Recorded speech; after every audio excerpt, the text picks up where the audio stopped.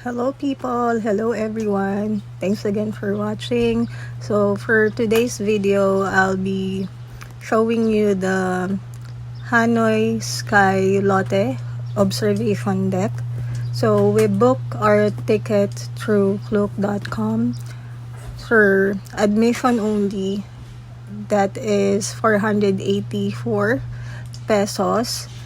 Just search Hanoi Sky observation deck in Klook, so you will be routed to that page specifically for Hanoi Sky, and select the package that you want to book. For meron din kasing mga ibang activities aside from the admission ticket na pwede nyong gamitin dun sa taas ng observation deck.